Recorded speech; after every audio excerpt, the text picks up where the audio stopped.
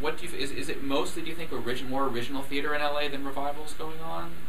And we have a lot of revivals on Broadway. I mean, off Broadway we have a lot of original shows, but it seems like a lot of the main shows are revivals. Do you see a lot of original work going on in LA? Yes, definitely.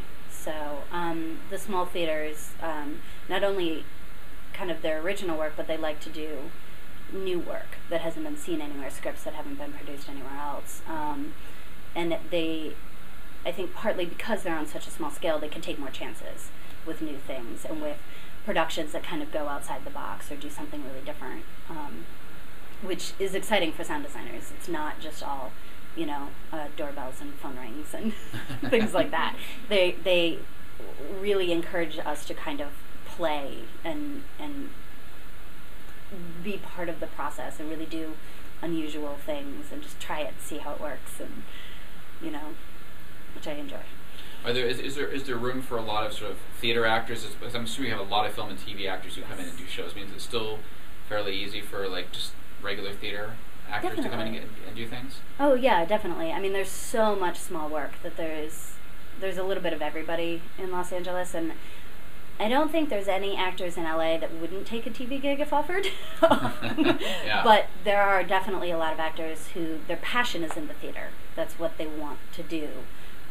They wouldn't turn down a national commercial, but it's the same for me. I wouldn't turn down a big show, or like I'm thrilled to be here in New York doing a Broadway show, but I'm happy in Los Angeles too, doing the 99-seat shows. So. And you've done shows in other parts of California too, been like San Diego or San Francisco? Have you gone? I did a show at Berkeley Rep last year, but it was actually a show that transferred from Los Angeles up to Berkeley Rep. So, and it ended up coming out to the public as well, but I wasn't part of that. What show was it? In the Wake. You've been nominated for some Ovation awards. 13. 13. That's like it's like sort of the LA equivalent of the Tony. Yes, essentially. Definitely. It's all peer-based voting. I won an LADCC. That was the first award that I was nominated for, and I won that night, which was just fantastic. For a show I did in a little 99-seat theater called Floyd Collins. And then in Los Angeles, they started referring to me as the Susan Lucci of sound design, because I have 13 Ovation nominations and I've never won one. But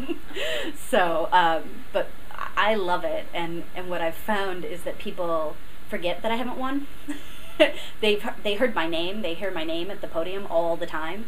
They forget that they haven't heard it after the envelope opened. But all 13 nominations have been within the past 4 years. So. Wow, that's great. And you're also a world traveler. Yes. 23 countries and 5 continents. Yes. Have you seen a lot of theater overseas? I have. I make a point of seeing it everywhere I go. Really? What have you seen? Shows? I've seen kabuki in Japan. I've seen water puppets in Malaysia. I've seen like the Blacklight Theater of Prague. Oh, I've been to Prague. The marionettes. Yep. I've seen shadow puppets in Vietnam. Anywhere I go. I've seen several operas in Italy, because I'm there, and I should. But yes, I definitely make a point of seeing theater everywhere I go. Have you learned anything interesting, any techniques or ideas that you got from any of the shows you've brought back to Los Angeles? It's not so much technical techniques as just the way that they use music to influence people, and the way they use music to change the mood in the room. It also gets me really familiar with different styles of music. So like when a director says to me, I want something that sounds kind of Japanese. It's like, well, I know what that is because I've been to Japan and I've heard it, and I buy a lot of CDs when I'm overseas too. I do Bring too, home a lot of music. So.